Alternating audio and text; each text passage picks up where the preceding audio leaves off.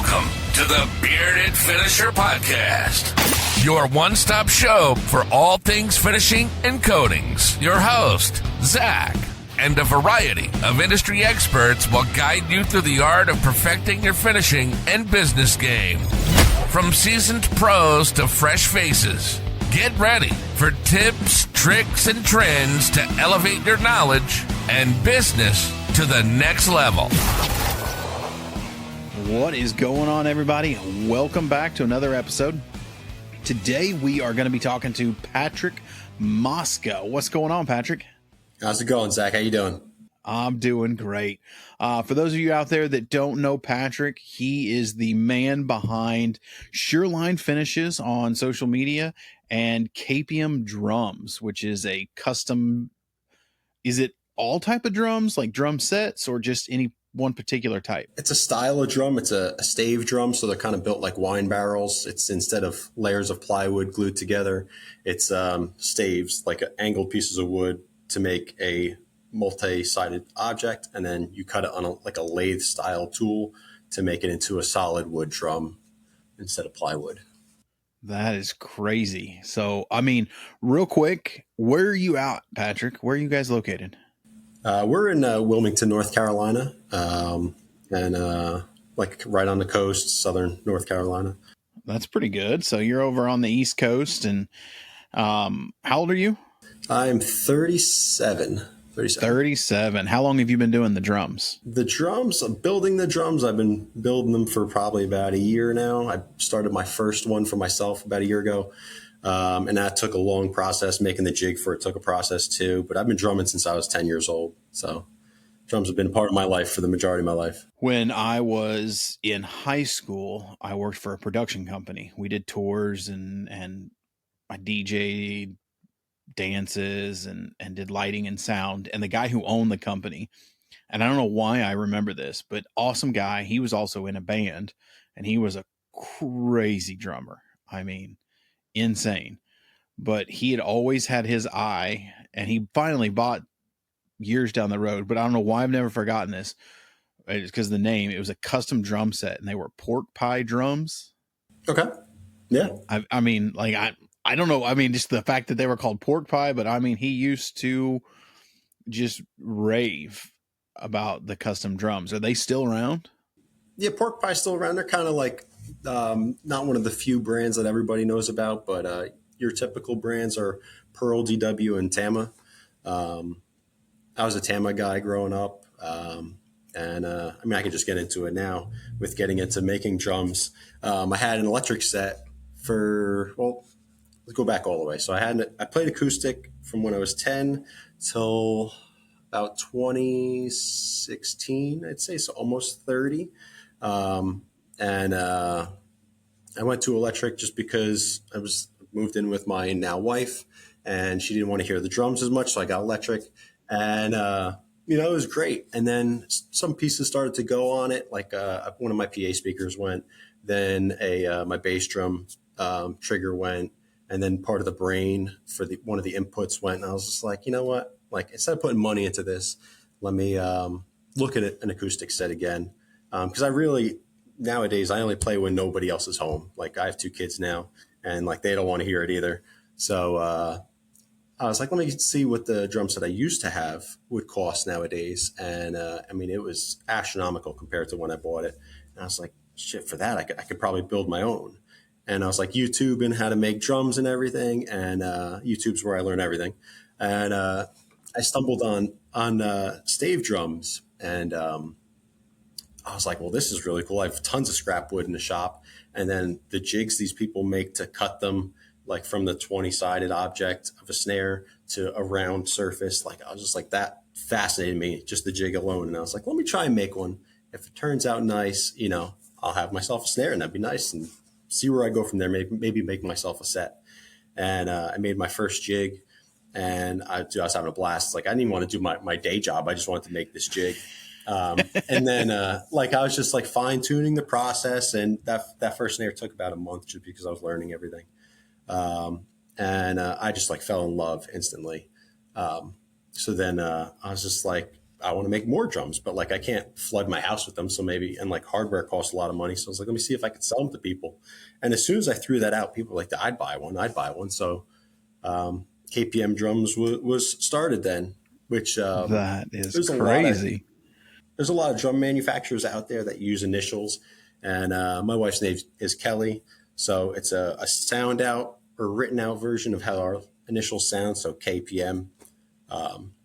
And then like when I spelled it out, I was like, it kind of looks like an exotic wood. So maybe I'll just run with it and see what happens. And it caught on pretty good. So, but some people do butcher it. So when you said it in the story, I was like, my guy, he got it. Yes. Well, let's take it back. Let's kind of go back a little bit. Like, where'd you grow up at? So I grew up in a small town in New Jersey called West Milford. I mean, it's small as far as like the density of it.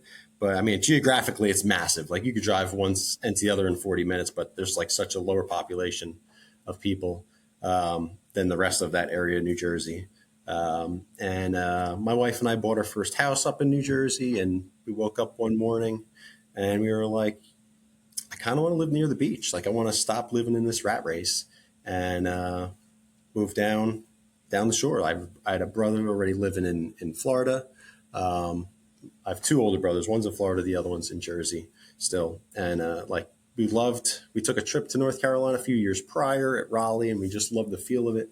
So we like checked out online from, I think, Outer Banks to Myrtle Beach, checked out school systems because we wanted to have kids later on.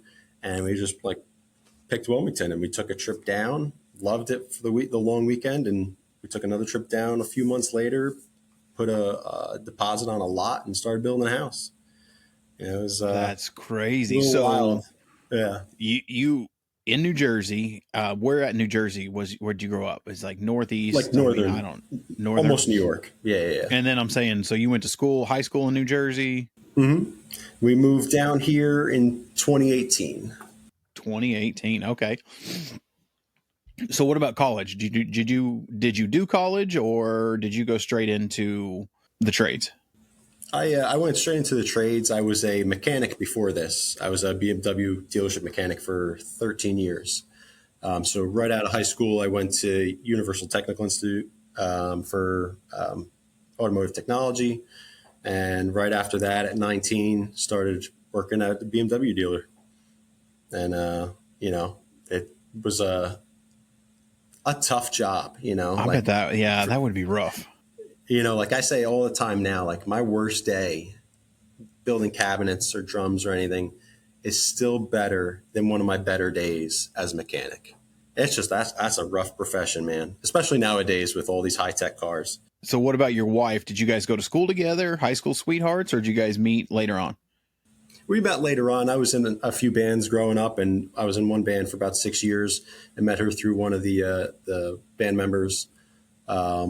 And just hit it off from our first date, and the rest is history. We got 2 little girls now, and it's the best part of my life.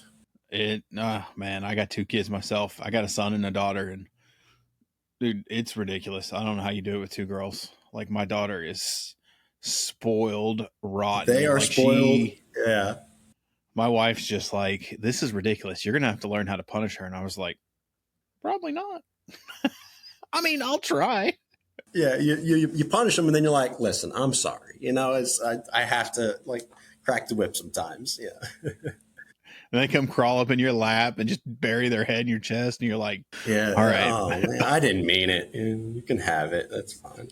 Oh, my son's 7 and my daughter's 4, and my son he's like, you treat, my daughter's name is Zoe. He's like, you treat Zoe different than me. And I'm like, yes, I will 100% say yes, that happens, and that's going to happen for the rest of your life. Get used to women being treated differently. Like, it's just a part of the real world. You're a dude, you're going to have to take care of a family. The sooner you get used to that, and the sooner that you know that your sister's going to get away with stuff that you don't, your life's going to be a lot easier. Just accept it. Yeah, we didn't find out the gender of the first one until the day she was born. And then like I've anxiety through the roof, and like that was like, wow, I have no idea what's coming. Like I have like feelings both ways. And the second one, we found out the gender well before, because I was like, I'm not doing that again. That sounds way too And stressful for me. part of me was like, I'd love to have a son because, like kind of have them fall into my footsteps down the road, maybe. But then, like, I was just like, I love being a girl dad so much that I really hope this second one's a girl in it. And it was. And I was like, it just like, it felt so good. It's also, too, you don't have to relearn this, like a whole new thing. It's nuts at how, I mean, I can imagine with two girls, it's probably just as bad, but just how different kids can be. Oh yeah. Yeah. They're total opposites. You come out of the same person, but you're just like worlds apart. It's nuts. Yeah. Yeah. It's crazy. Like my older one is like a mini me. I mean, I got her into cars, I got her into music, and she loves coming to the shop and building stuff. So like, she's great with a hammer, which is very, like, she's been good. But my old shop, I had a garage shop for the first 4 years in business. And it was the best. They'd come home, she'd help me vacuum or whatever. And then, like, if my wife needed a couple minutes to do something, it's like, yeah, just take this hammer. And, like, I would just have a scrap piece of wood with some nails in it, start them, and she'd just hammer them down. And I was like, at like 2 years old, I was like, this is very impressive. And then as she kept getting older, it's amazing. How old is I have a your brother oldest? that's like, well, my oldest is 5. Okay. I was gonna say, meanwhile, my middle brother, he can't like turn a screwdriver. Love him, but he's that's right. My oldest brother and me, we're like the same, but the middle brother, he lost all those. All those. Like traits my are son, when I had my company in Oklahoma, my son would always come to the shop with me, and I had my guys that were there working, painting and stuff. And man, they just loved it when he would come to work with me for the day. They had wood set aside specifically. They'd take him over to the booth. They had a mask for him. They would give him the spray gun. It was like all work stopped when Axton, it was my son's name, came to the shop, and they were like, come on. And they let him, they'd have screw guns and screws and wood, give him a gun, let him run a Kremlin and spray wood. He was doing every bit of it. And I've got videos when he was a little bitty, because when he'd go to work with me, my son's got this, he loves to dress for the occasion. So whatever we're doing, he has to dress for it. Like it's gotten a little better. When he was younger, we'd be going to Home Depot and he would have to put his orange vest on every time we went to Home Depot. Hard hat, orange vest. If you're going to, you're going outside, or all right, we're going to here. This is cowboy place. I'm gonna dress like a cowboy. Cowboy hat, boots, still does it to this day. But every time we go to the shop, he wanted to wear, because I always wear collared shirts. He's like, I got to wear my collared shirt and my hard hat so nothing falls on my head, Dad. Every time. So, all right, let's say we're in the auto industry for 13 years. So you transitioned from that into, was it woodworking and building cabinets? Is that where you went from there? No, it's been a journey. Okay. So what'd you do after that? So while I was a mechanic living up in New Jersey, we bought a house from the 50s, needed updating. My dad, he's painted as a side business. He was a paid fireman. So they work like 24 hours on, 72 off. So his 72 off were painting houses. So I learned painting from him. And we did like a little bit of trim work and stuff in that house. We gutted him and his buddies gutted our kitchen. Like, we remodeled the whole house. So like, I at least got to experience what the like construction aspect of a home is. And like, I am very, I would say, mechanically inclined and like understand how things work. So once I saw like how things are put together and everything, it kind of like all clicked. And then we moved down to North Carolina, and we bought a building. And what year was this? When did you move to North Carolina? 2018. Okay, that's right. 2018. Okay. Yeah. We bought like a builder grade home. I thought of it as like a blank canvas, do your own touch to it. The mechanic life was wearing on me. It was a lot of hours, a lot of days. And I will say the mechanic job's kind of like a thankless job to the consumer. being like, I would work on like the high voltage cars, convertibles, electrical issues, all that stuff. And like your coworkers love you and they thank you for that. But like if somebody's car was in the shop for multiple days because somebody couldn't figure out how to fix it, or it's just an elaborate repair, they're just like, I'm just angry my car was out of my hands for multiple days. So it's like you don't even really get that much of a thank you from the person. Meanwhile, you like went crazy trying to fix their car. And that always bothered me. You don't really get to face the customers. I mean, you got the service advisor you're kitchen the shit from the service advisor, I guess, when its schedule's not going great.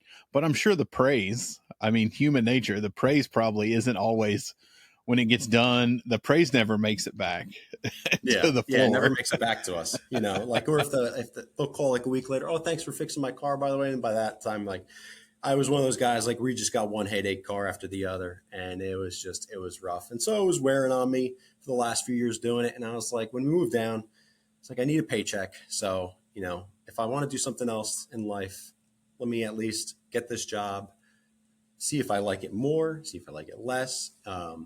And soon after moving, I was like, I like it less. Like, I don't know. It's just the type of brake. Like, I was used to cars braking a certain way up north. Like, you don't think, like, we're 600 miles south, but like the sun beats on cars so much more. So you're doing like more of like wear items for interiors, like your panels get like glue, like weird stuff, your convertible tops, like the materials deteriorate. So like I'm doing the canvases of a convertible top, not just like the electrical or like cable parts of it.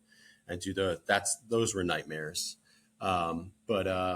So, my wife laughs at me all the time. She's been like, you going to tell them that you shiplap one wall in the house and said that's what you want to do for a living? And that's exactly what it was. Like, we had a kitchen and an eat-in area next to it. And I was like, let me just shiplap the back wall. I did that. And I was like, this is kind of fun. And like, I am particular. I am like crazy compared to a lot of people with how I need things to be done. So I was like, let me do our kitchen island next. And then like people would come over. We met people through the neighborhood that we moved into, and everybody was complimenting it. And they're like, you should do this for a living, because the construction industry in here was lacking people with like ideas and character. And it was just like an easy entry kind of for me. And I was just like, well, let me see what I can get for like, I got to be able to pay for a living at the same time. Mm-hmm. Yeah, of course. And so when I first started, I was like, well, I know how to paint. My dad taught me how to paint. So the first thing I did was interior painting, and then like minor trim, like somebody needed the baseboards replaced or something like that, or add wainscoting or something. Like I did that. And then once I introduced more of the trim work, I kind of shifted from heavily painting and a little bit of trim work to more trim work, less painting. And then I got my first built-in job. And it was just like flanking a fireplace, cabinet on the bottom, shelves above. And I did it, and I was just like, this is even better, and like, it was kind of like, I want more of this. And so like, it kind of developed from painting to trim work to cabinetry. And then I kind of liked doing mini remodels. Like if somebody wanted a fireplace, I do like painting the room and crown around the room and all this stuff to try and make it feel like a new room. I did like wood plank ceilings and stuff. And then the trim work kind of started to fade when I got older, and like, I had our second kid now, and it's like, I want to be home more, and like the labor of like holding 12-foot boards over your head, to plank them on a ceiling, like they're tongue and groove, and like, you're just cursing at yourself, rubber mallet hammering this board into place. And it's like, why did I do this to myself? And hoping to God the pole jack on the other side doesn't slide. And I was just like, like, there's got to be a better way. And then I moved out of my garage shop into what's now my new shop. And I mean, they called a 2-car garage that I had. It like a new build 2-car, like 20 by 20, 1.5, not even, 1.5. And it's like 9.5-foot ceilings, like you're not doing very much in there. And like, I mean, I could only do small projects because they would like, I remember I'd have dozens of drawer boxes piled on my dining room table, or like if I'd be like spraying a set of doors and then like open up the garage door, like lay them on like these little paint holder, the little stands for objects when you're painting. Oh, those little paint triangles. Yeah, little triangles. Yeah. Yeah. And I was like, there's got to be a better way. So then when I got the shop, I mean, it's still not massive, but it's so much better. Now I could take on bigger projects. And then I kind of like since then phased more to cabinetry because like I'm paying for the shop and I kind of enjoy going to the same place every day. You know, it's like my home away from home. And, you know, like nowadays doing the cabinetry, it's great. Like I'd spend maybe 2 to 4 weeks in the shop building something. And then I'm at somebody's house for 2 to 3 days. And that's it. You know, my commute is known.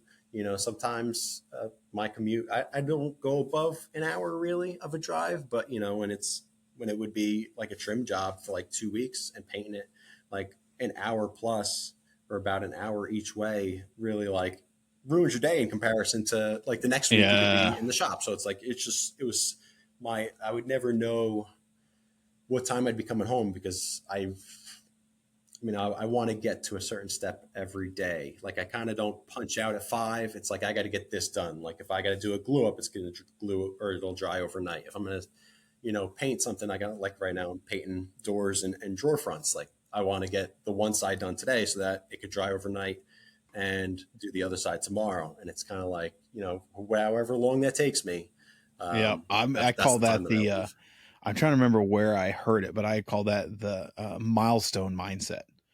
You've got a certain milestone in your head that you want to achieve before you're done for the day. It doesn't matter. Time is irrelevant. I got to achieve this milestone. And then tomorrow, this milestone. Your day is judged by your projects and days are judged by milestone completions versus how many hours you put in for the day. Yeah. And like, I get like really time management crazy too. Cause like as a mechanic, you're paid by the 10th of an hour.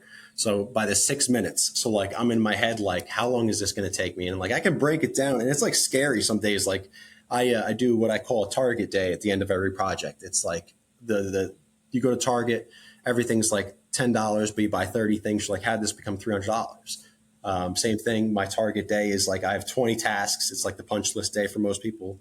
And it's like a bunch of things that take like 5 to 10 minutes, but it equates to an entire day. And so what I do is I'll like open up my Apple Notes, which has like everything broken down into it, like every step. And like I have a little toggle circle thing that you can, when you're done with that task, you can highlight it.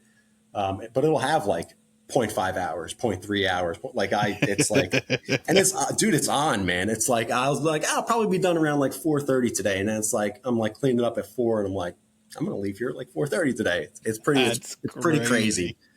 I mean, it's a unique approach in like the painting and carpentry world, because like, I mean, in the cabinetry and even the painting world from when I had my business, it's, you know, oh, that'll probably take 15 minutes.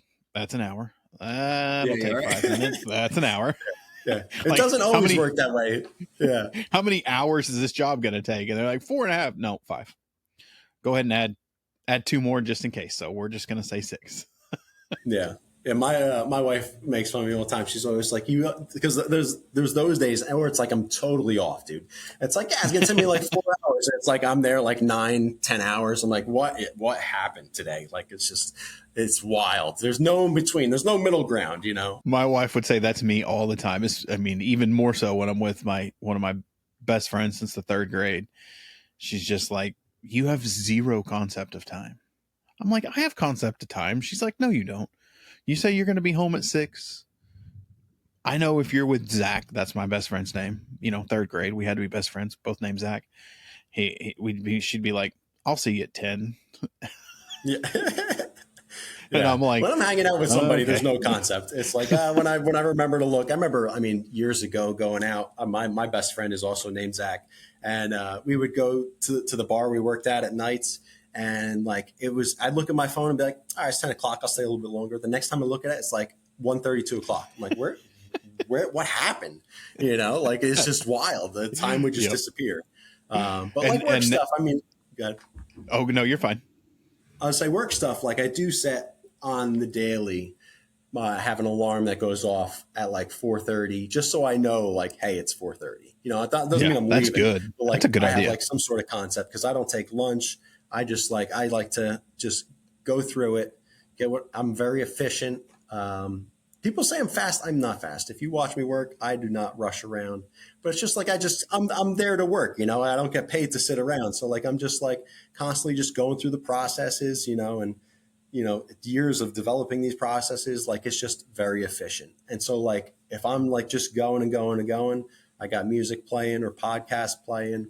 It's just like I could easily lose track of time. I have a massive clock in my shop that's like this tall with the numbers, and I barely ever pay attention to it. I mean, I'm like that. If I was in the shop and I'm working on some samples for a customer and put your headphones in, or there towards the end, I installed like 4 massive, like, concert hall speakers in there, and I'd go in the office and, turn on my music because exhaust fans are all going and everything. So you crank that music up.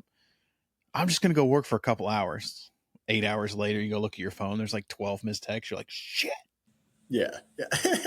And like my office where I'm at now, like there's a front door with the glass on both sides. Like I could tell when it's not daylight out anymore. The shop, there's no windows. So it's like, whether it's 12 o'clock or 5 o'clock or 6, 7, 8 o'clock, like I have no idea, there's no sense of time in the dungeon of the shop, Yeah. When you get in those, our shop had,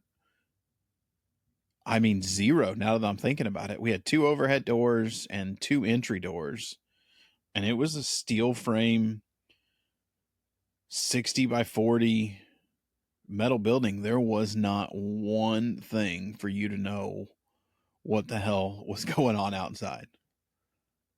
That's crazy. Yeah, I never thought about that. You can lose it quick. So that's Sureline, right? Sureline Finishes. That's where you're doing all the cabinetry and finished carpentry and the painting. Yes.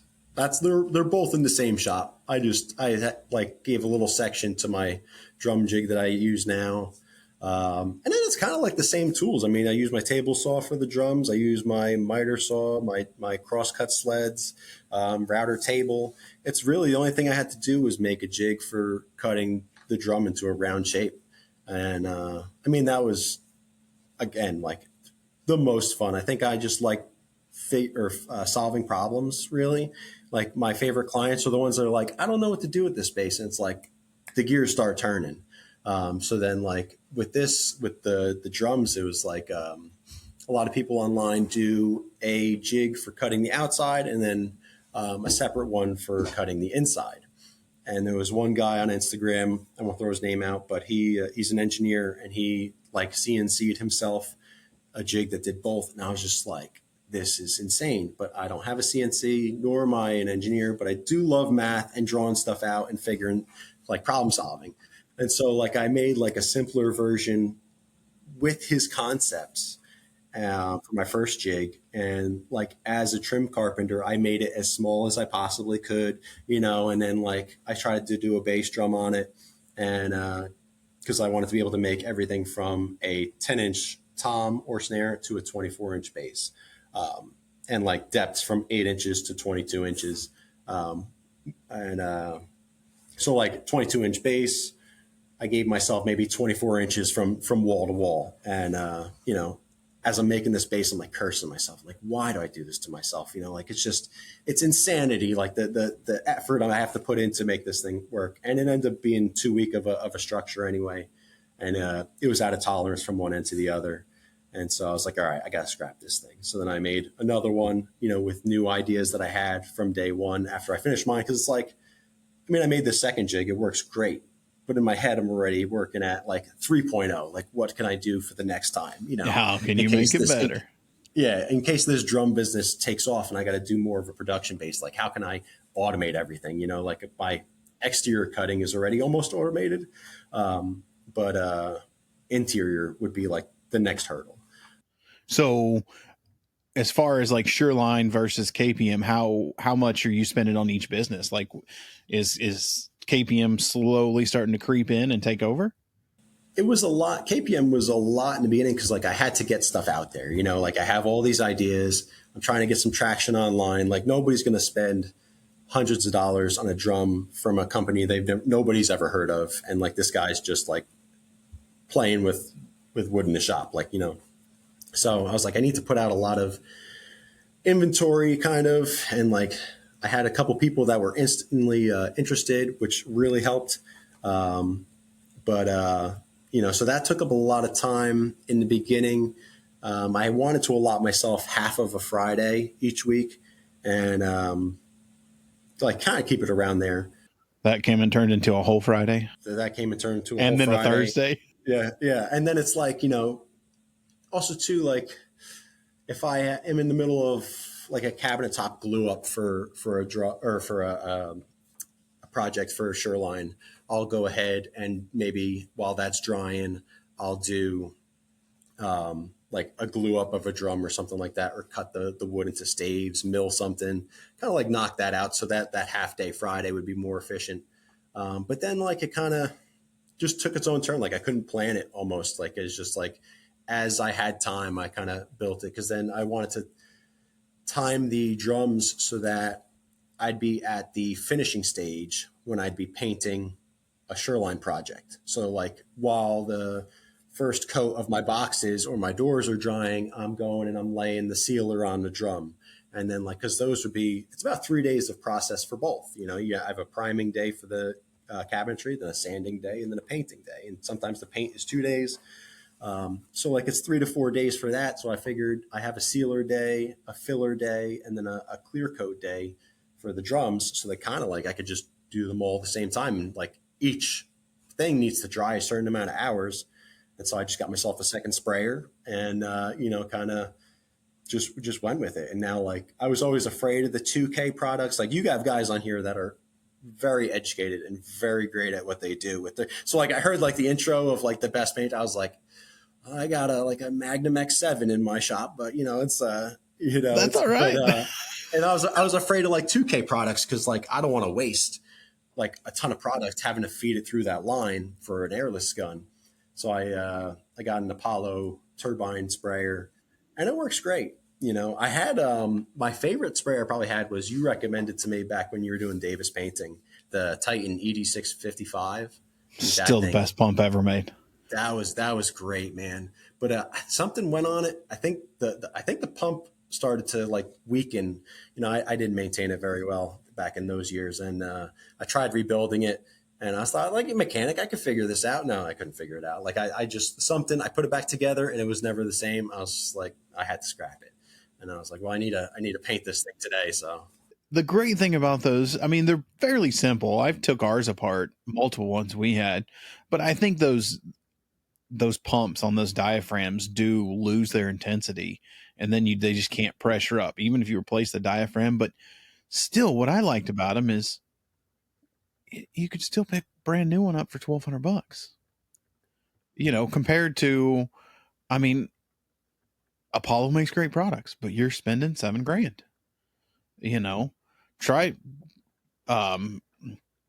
Tritech makes great products. Yeah. They're a ton too. Yeah. I mean, it's just, their pumps are expensive. I mean, I'd probably say the best thing that we ever did in our shop was just say, F it. I mean, we still had Kremlins but I think probably what got used 90% of the time was our gravity fed cup guns. We had a 180 gallon tank compressor back in the back outside that was just running, had dryer on it. And that ended up being the majority of what we used when it finally came down to it. If we had a big project, they would mix up 3, 4, 5 gallons and throw it in the Kremlin. But typically they were using the cup gun. Yeah. Nice. I mean, I entertained that. Like I wanted to do the large compressor, but I can only do one more 220 in my shop. And right now I have it for I split it for my table saw and my jointer. I can only do one more, and I kind of want to do like a better dust collection. And like, I was just like, I paint things maybe 2 to 3 days a month. I use dust collection every day. It's like, if I got one more spot, that's really where I had to go. And I looked at like the LVLPs for if I did like a regular compressor, and I was just like, I don't want to buy a whole setup and then realize I don't have enough pressure. Yeah. I mean, then in that case, if your power requirements, your best bet is sticking with the Apollo. It's a little tricky to learn, but once you once you break that learning curve, it goes pretty quick. Yeah, I'm still learning I use 100 sheen gloss from Ecro for the drums, and like I have everything else dialed in. My 1K fillers, my 1K 10 sheen. They're coming out with a 90 sheen, so I might use that instead. But like all my 1Ks and the processes before, I've dialed in perfect. That 100 sheen, no matter what I do, man, it's just like it spits a little bit, and I don't think it's supposed to. I don't know. Everything else sprays different, and like I've dialed my flow and everything, and with the controller and the viscosity, like, gotten it down. Yeah, the viscosity, yeah, and it's just like one of those. I mean, this is one of those where I'm saying like it's just me. Like you have these fantastic finishers on your podcast, and like there's me. Like I'm trying to figure this out, like just through trial and error. Like trying to like I have a bunch of scrap pieces, and I'm just like a little bit at a time, trying to get the right atomization and the right spray pattern. And it's like, I think I got it. And then I spray it on the drum, and it goes from like if I'm spraying MDF or a piece of scrap plywood, it's one thing. You can only see so much. Then I spray it on like blue drum I did. And it's like, whoa, that was a lot worse than I thought. I kind of need something like a little bit better to display a clear, I guess, to see my spray patterns a little better. And I'm always trying to get better. So like, I'm never satisfied a year later with what I did a year ago. So it's but that's the thing that I tell people about coatings. It's like all the time. I mean, it doesn't matter. You can have every product dialed in and spraying them perfect. Tomorrow, the weather changes a little bit, solvent, and your ratio's changing. I mean, the environment is always going to dictate your coating. You'll never have it down. I don't know any finisher that has the perfect, I don't know if you're talking to Adam or Colby or Chade, any of these guys that are doing a lot of high gloss, even Zach Kinney, doesn't matter. They're going to tell you what I use today the mixture I use today won't be the mixture I use tomorrow, because your environment dictates it so much. And then gloss is just, I mean, I love doing gloss, but man, it's an ass whooping. And I mean, I see all these people that post off the gun, and I'm just like, off the gun's great, but in my opinion, you have to polish it. You have to cut and polish it. It's the only way you're going to get that true depth of color finish. You'll always, if you don't polish it, it'll look good. Like you'll see stuff online that'll be like off the gun gloss with FPE or something like that. And you're like, oh man, that looks good. But I can guarantee you go look at that in person and you're going, oh shit. That's not what it looked like in the picture. Yeah, right. I also too, like I'm limited here. Like when I signed my lease, it was like you can't spray solvents, and I'm like, okay. Like at the time, like I was spraying like Bend Command and like I forget what primer I was even using then, and I was like, all right. So I think it was a Smart primer. 1, 2, 3. And so like, no, it was like a blue and yellow can. I think it was just called. It was something Smart primer. It might be. I think there is a Smart prime. But I mean, like it was just such basic stuff. And so like, I mean, I see all the people spraying like polyesters and stuff, and I'm like, it looks beautiful. And then they clear over with the solvent based stuff. And it's like, I can't do it. So like this 100 sheen I spray, I mean, it looks great. Not off the gun though. Like you said, I think at one point, like waterborne coatings don't look great off the gun. Just let them sit, for a little bit. Leave it be 3 to 5 minutes. Yeah, that was like so hard for me to learn in the beginning. And then I was just like, all right, just let the process happen. And then like you watch it level out, and it turns out great. But then, yeah, you got to cut and buff that thing. Yeah, otherwise it will not look. So the like 100 sheen that you're using is a water. It's like an acrylic water based. Wow. Yeah. That's impressive. It is impressive. There's not many guys out there that are doing that high of a sheen in an acrylic. Most guys are doing an acrylic solvent. ICA's got an acrylic solvent. Yeah. Or just a true solvent to really get that high piano black finish. I mean, it's some crazy stuff. You can't tell if it's wet or not. It's just, yeah. You better call Steph. I mean, that stuff's fantastic. Like I said, it's a little tricky out the gun. I don't know what it is. But I'm also like, I don't have very good climate control in here. Like it's insulated like a barn. Like I have central air, but like I said, it's insulated horribly. And I have like one of those like bounce house blow up spray booths. Like it's nothing fancy going on back there. Um, and like I'm just trying to manage like the stagnant air with like some fans. So I have like some humidity, but not like a ton of air blowing around. And I mean, but that's just, the glorious part about the gloss mhm. is you're gonna cut and buff it. Yeah, yeah. You got wiggle room for error. You've got a little room. You can have a dirt nib in there as long as it's on the top. You can have a little bit of that orange peel waviness. You're gonna polish it out. Like there's just it'll look great. I was just talking to Colby at Colby and Co. up in Mass, and he's talking about a project where they're doing gloss, and he uses the ICA. I can't remember what it is. It's a solvent. He only uses solvent, but he was like, I don't care what you do. Like it looks great off the gun, but there's something about ICA's gloss poly that just has a little bit of orange peely to it. I don't care how you spray it. I don't care what you reduce it. He goes, it doesn't matter. It just has a little bit of orange peel to it. You have to cut and polish it. And then it's glass.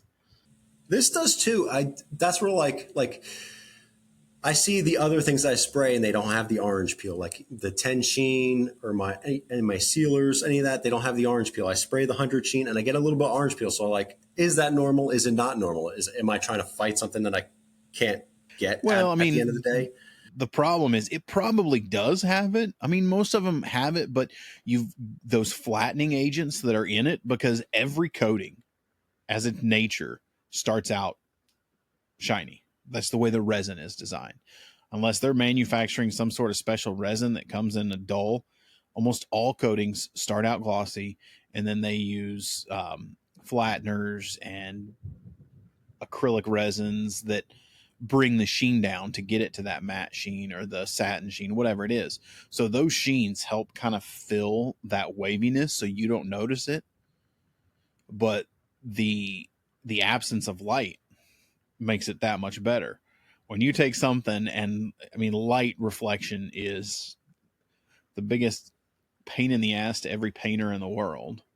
And you just modify that times a million when you put 100 sheen product on top of, you're doing those dye stains that are showing the depth in those exotic woods that you're using. And you're just like, oh man, it's a battle. Yeah. Yeah. That blue one, that's behind me now. That one, I mean, it would look beautiful. And it does look beautiful, but like you said, like you should see the depth of it. It shows every imperfection. So like, then I have like my shop is flooded with like LED above, and it's just like, I'm just constantly staring at this thing, looking for like the wave, the light to have like a wave in it. So I can like flatten it out. And like, it's just like, but like not go too far. Like it's such a tough, especially I think it's just tougher because it's a curved surface. So like I made like a stand for spraying them recently because I thought it was a great idea. It was built like a pyramid, and then it was on a 45-degree angle. The bearing edge of the drum, so like the inner surface goes on a 45 as you get towards the inner surface of it. So it would seat perfectly, wouldn't wobble. And I was spraying it, and you're doing vertical sprays on a drum while you're spinning it. And by the time I got back to the part I started from, it would be sagging on the bottom of the drum because I guess it just like the vertical hang. So I was just like, I that whole like pyramid thing that I designed kind of like was a flop. So now like I go back to, I made a jig that I used for face frames. So I on cabinets, I'll build my face frame. I won't attach them to the box until after they're painted. So like I have this rack, it's got a bunch of 7-foot dowels, and I can lay my face frames out on them flat so I can spray them, lay them on it. And so I use that now, and it has like, I think that's right over there. So I have 3 holes per row. And so I could do like a wide or a narrow. And so I'll take two posts, lay the drum on it so it's not swinging side to side, and I'll just spray it like that. And then this way I'm constantly rotating it. And then once I put it on the rack to rest, every 5 minutes, rotate it 180 degrees or 90 degrees, depending on where like the cloudiness is. If I have heavy cloudiness, I'm going to put that on the top so that it can kind of level out. If I leave that on the bottom, it's just going to pool and get nasty. And then I get like these drums, like the other one behind me that's got the grooves, and like, you know, you learn from doing doors, like you got to bevel that edge a little bit so it does, so it'll coat it and not just stand on it. And like even with that, I got to go easy, because if I put a little too much, it like waterfalls down. It's just like it's like such a battle with clears, man. It's like, why do I do this to myself? But then like when it's all done, you're like, it looks beautiful. So this is why you're like, oh, that's why. Yeah, we did a table. One of the first gloss projects, I think it was the first gloss that we did. It was, I don't even know what the exotic wood was, but it was all inlaid together. There's a picture of it on my Instagram. It was like 8 foot in diameter, and it was a solid piece. So like the only way that this thing could roll or get around was it had to be like this. Had to be in an angle. He had the exact angle so it could go through a door. I don't remember, but it was too tall. If you tried to go straight through a door and a man door, you couldn't do it. So you couldn't get it into the house. So he had to put it at an angle, and he built this rolling cart for it. And he rolled in that, and then it would spin on that cart, because when it was on that cart like that, he rolled it on a trailer, brought it over to us, but you couldn't reach the top. So you had to spin it. Dude, we used polyester and a BASF automotive high gloss clear on that table. And I mean, I've got videos of the guy spraying it. I don't have all the videos of the cursing and the pissed offness of my guys when we're trying to spray polyester on that thing. And I know polyester is not supposed to look pretty. You just want to build it 20 mils and then sand it flat. But man, I'm telling you, that thing, just that angle, man, it is just brutal. You could not get any hang on those clears. Yeah. You'd have to make like if you ever has to do it again, like make it like on a pivot, I guess, you know, like kind of, so like you spray it like this, and once you're done, you kind of like rotate it. Yeah. That would have been genius.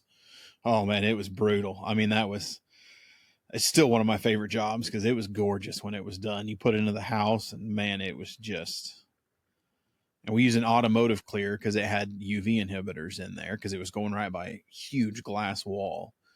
And when that glass came out of it and hit that automotive clear, it almost looked like you've got tinted windows. And when the sun hits the tinted windows at the right angle, it just kind of that polarized look. Yeah. That's what the table looked like when it was done. Nice. And when it was sitting in and the sun was coming in, oh man, it was awesome. Yeah. It was a lot of fun. You're like, all right, it was worth all the cursing, you know? Yeah, it was worth the pain in the ass. And you're looking at all of it and you're like, okay, it was worth it. I mean, now it's worth it. I don't have to do it again. So yeah. I'm also like my worst critic, man. I will like, I'm looking at everything from a foot away, whereas people usually see their house projects from a normal distance, like 10 feet away. So like, I'm like critiquing every little bit of every project, and it like drives me nuts. And then like, I get out of my shop where there's not LED lights beaming on these pieces, and I put it in their house. I'm like, I don't even know what I was worried about or complaining about. Like, it's just like, I get so crazy over so many small things. And I guess it helps, because like, if I'm that crazy before I install, my installs go, knock on wood, pretty smooth. You know, it's just, I mean, as finishers and cabinetry guys, when you get into that world, I think we are our own worst enemies. I mean, we're so picky about everything. And I mean, 90% of the time, the customer doesn't notice that. I mean, there are the occasional customers that notice 100 things. But, you know, I've been into houses where I obsess over something when we're getting ready to deliver a job. And I'm just like, this is going to be horrible. This is going to come back. This is going to have to come back. I don't like it. But we got to go install so we can bring the doors back or says something. But we got to go out and do the install today. They may say 3 other things. Never say anything about what you are like laser focused on. They never see that. They're like, what about this? And you're like, yeah. Yeah, no, I try to not stare. That's the hardest part. Like if I put something up and I look at it, I acknowledge that there's something wrong with it in my head. They don't say anything. It's in my head. I'll fix it later, because if they see me stare at it, they're going to stare at it. And in the same sense, like when I come in the morning, like after say I do an install, the next day I'll come in, we'll go over, what do you think, stuff like that. And like, I'll watch them to see if they stare at something or if they go back to something multiple times, because if they do, I can address it right then and there. Most likely I know what they're looking at. And like, even if I'm not like going to completely redo that area or something, maybe I'm just going to put a little filler there or something. I have acknowledged the thing that's bothering them. And that is all that they need most of the time. Like, it doesn't matter. It's like, hey, you made it. Thanks for fixing that up. It's like that. They just, if they're afraid to say, almost like they're afraid to say something, but if you catch them ahead of time, they appreciate it so much more. And, like that, you're just validating their concern. Hey, yeah, you're not being an asshole. I get it. Let's fix it. I mean, that's huge to customers. That leads into that. What I tell people all the time is that customer experience level. I mean, you're giving them an experience that no one else is really willing to give them because they don't want them to say anything. You're bringing the elephant in the room out. Yeah. I mean, meanwhile, they didn't notice the 10 other things that I noticed, it's like, all right, I'll take care of that. That's no problem. Like, I'll take yours and leave mine. Yeah. Right. Well, so, I mean, before we jump off, I don't want to keep you too much longer, but how about, as an entrepreneur, having your own business, what's one of the hardest and best lessons that you've learned along your journey? Man, do it right the first time. Not that I've ever done it wrong, but I've seen people do it wrong and then they have to redo it. And like, I know I'm my worst critic, like I've said. And if I see that I could have done something better, maybe I won't do it that right then and there, but I'll go home and it'll eat at me, dude. It'll eat at me till I wake up in the morning. I'm like, I'm going to do it. Cause then like, you don't want to go into like an install or anything, or you want to go further into a process knowing that you should have done something better, because it's just going to snowball, and like, there's enough people out there doing mediocre work. So if you want to go into this, for one, it's expensive. So don't try and do it all at once. I started with like, don't ever, like I tell people all the time, don't look at what I have today. Like I started with 2 saw horses, a couple 2x4s, and not even a track saw. I had one of those, like, I don't even know the brand anymore. It's like gray and orange, I think Bora maybe. Like tracks that you would like clamp to both sides of the plywood with just a circ saw, rip it. It's the cheapest Craig jig, and you just build it slowly. And, that's good advice. Also don't kill yourself over it. Like one thing I even try to teach myself today is breathe, like if you can't install tomorrow and it'll carry into the next day, like breathe today. So you're not going crazy and potentially mess something up like even worse. When you try to rush things, something's bound to happen. You're not thinking clearly. You could trip. The last time I did that, I was like trying to get coatings done for the day. And I had, some pieces painted black, some pieces painted white. And I was like trying to go quickly, clean up my spray gun, and I pulled the trigger too much into my waste bucket, and the white splattered on the underside of the black doors that were nearby. And I was just like, oh man, I was like, I knew I shouldn't have rushed.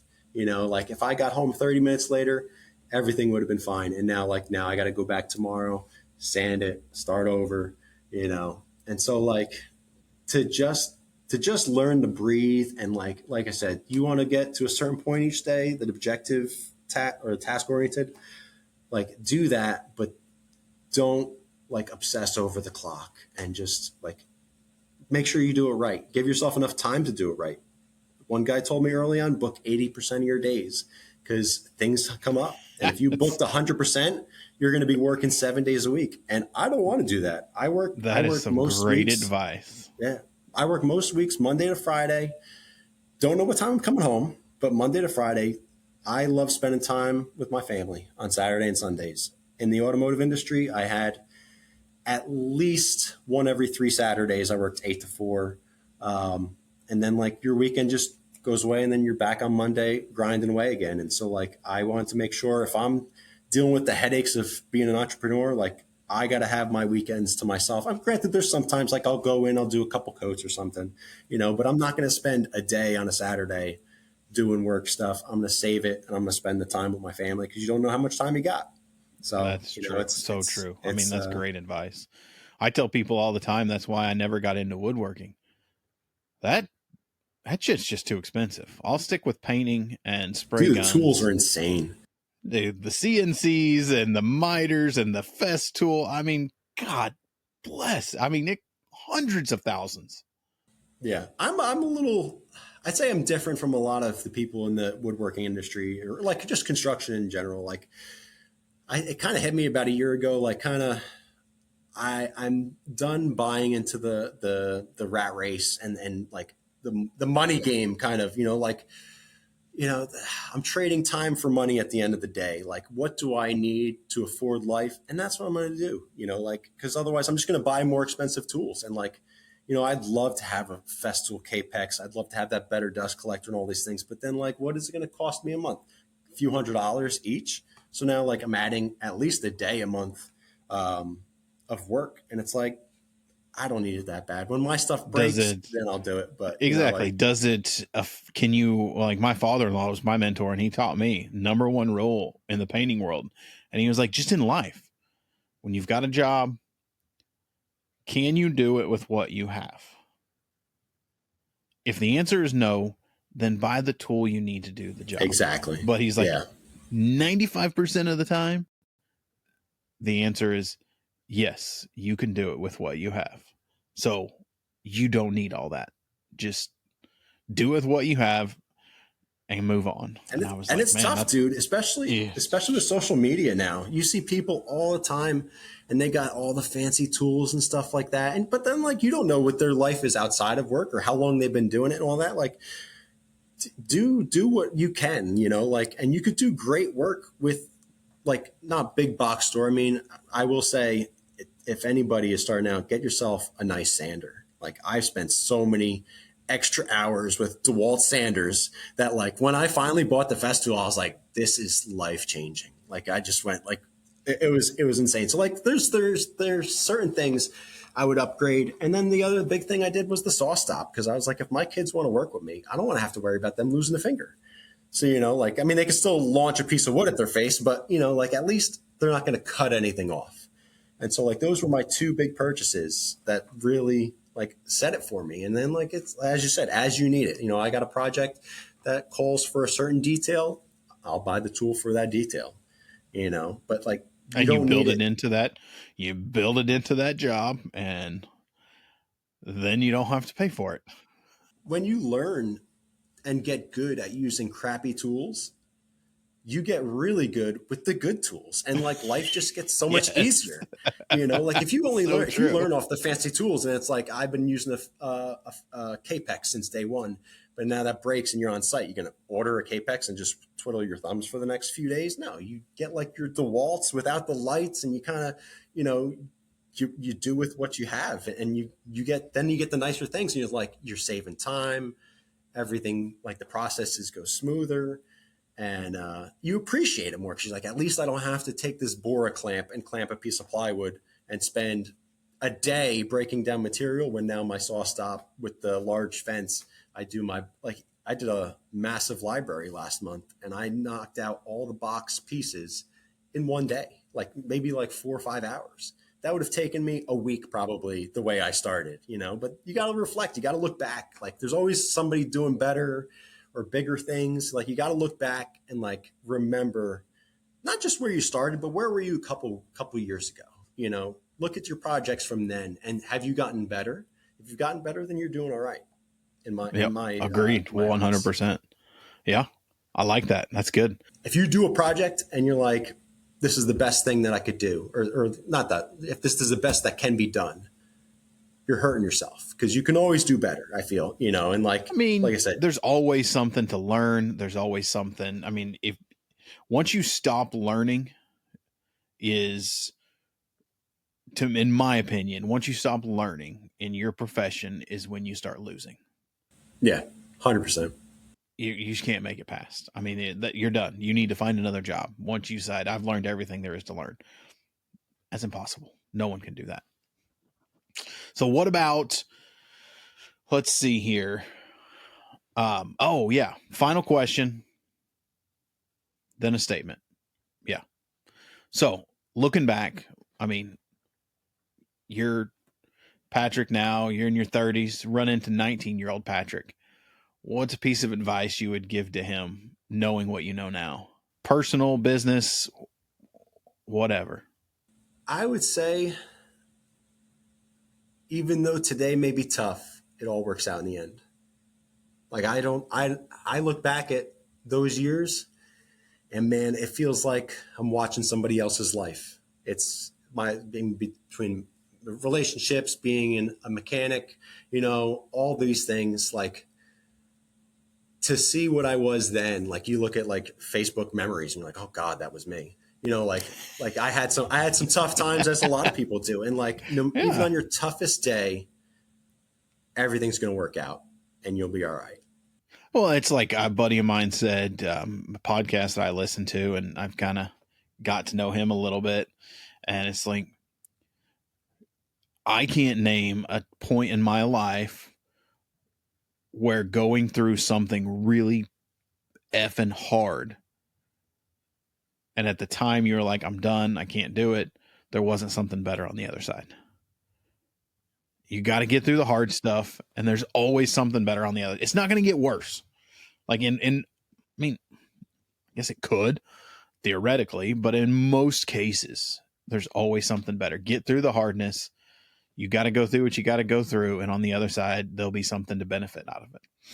Yeah, I would say the hardest times, like your hardest moments, make your better futures. If I was to make like some sort of cliche line, like, like I think of the hardest moments of my life have shaped me into who I am today and like kind of created the path. And then like, would I want to relive those? Absolutely not. They were the hardest days of my life, but they, like I can smile today with, I just think at the end of the day, I just like to build cool things and get paid for it. And so like, I'm building cabinets and drums and getting paid enough to have my like a roof over my family's house. My wife works too. I can't take all the credit, but like to be able to just build cool things and live off it is pretty awesome. And I would not believe that at 19.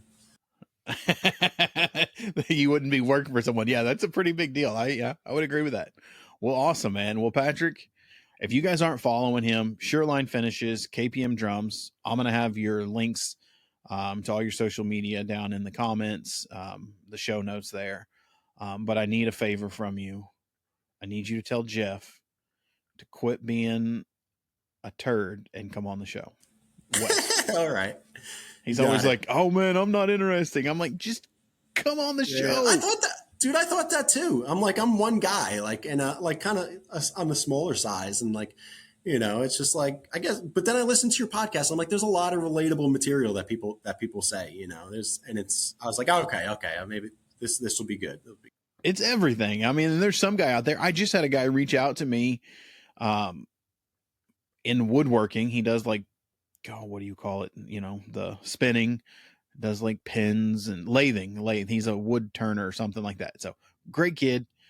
Actually, oddly enough, he used to come hang out at a bar that I used to bartend at before I met my wife, in a whole nother life. And he's young, but he was like, dude, I don't know my head from my ass when it comes to finishing. He's like, will you do like I don't care if it's just you or have someone, just spend an hour on entry level finishing. Stuff we need, what it's supposed to look like, how much just entry level finishing. You're getting into finishing. Here's some stuff that you need to know. And I'm like, never would have thought to do an episode like that, but yeah, I'm sure we could put that together. That'd be pretty cool. I literally learned from like looking at things. Like when I went to a class for the Ecro stuff, and like I was just like, I'm not going to be here long enough to watch this dry and everything, but what does it look like when it's wet on the board? This way I know in my head what it should look like. I don't have the Mills gauge or anything like that, but like I will remember exactly as it's supposed to look when it's on that board. Yeah. I mean, before you and I got on, I had a guy, oh man, what was there? They were with I can't pronounce Flommer. They're a chemical manufacturer, but they make all the hardeners and the catalysts and the cross linkers, ISO hardeners. That's what they manufacture and then sell. And they were like, oh, dude, we won't be any good on the show. And I'm spent 10 minutes on the video chat with them. I'm like, dude, you guys don't even understand the amount of information that you have in your heads. Yeah, right. Tens of thousands of people are looking for. So got them talked into it. So I think here in a couple of weeks, we'll do another episode with them. But I'm like, dude, this is going to turn into like a 6-part episode. I mean, could do an hour on cross-linkers, an hour on ISO. I mean, it'll be crazy. But I mean, that's the stuff that I want to get out there to people that, you know, doesn't matter how long you've been doing it. You have something that can help someone else. You know, that's, and bridging that gap and hearing people's stories. Someone may be saying, dude, I'm just going to keep being a mechanic. I can't, you know, I can't start my own business. And they listen to this and go, well, okay, maybe I can. Yeah, it's not easy. Don't try and have kids at the same time. I'll tell them that. Like I started my business and then we had our first kid. Like my wife got pregnant like 6 months later, not even. I was just like, yeah, I got this. It's all right. You know, we'll figure it out. You know, I would say do a little bit before then. It's a lot of stress. No wonder. I mean, you're trying to hold a 12-foot piece of wood up while you got like, you know, negative 2 hours of sleep. Yeah, dude. It was some rough years, but I mean, it's all worth it. At the end of the day, you know, like this goes back to I'd get no thanks from working on the cars for days. Like every single client of mine praises, and like it makes that any headache I may have encountered throughout the whole process of that project makes it all worth it, dude. And like the reviews they give, they you know, throw my name out to other people. The amount of thanks you get for your efforts in this industry is just well worth it. Agreed. That is awesome. Well, man, I appreciate you coming on the show again. Everybody go follow Patrick. It was a lot easier than I thought. I told you it was going to be easy. It goes by quick, you know. It did go by quick. If you guys aren't following us on YouTube, make sure you follow, give us a like. Anywhere you hear podcasts, you can listen to us. Make sure you're subscribed. Every Monday, new episode. Next Monday, I think, is a great guy from Stop Loss Bags who created these little bags that you store paint in instead of cans. Really cool. But let's wrap it up here. Let you get back to your stuff, get back to the family. Again, thank you for coming on, and we'll see everybody next week. And that's a wrap on this episode of the Bearded Finisher Podcast. We thank everyone for joining. Keep hustling, keep learning, and never settle for anything less than your best. Remember, the path to perfection is a journey, not a destination. Until next time.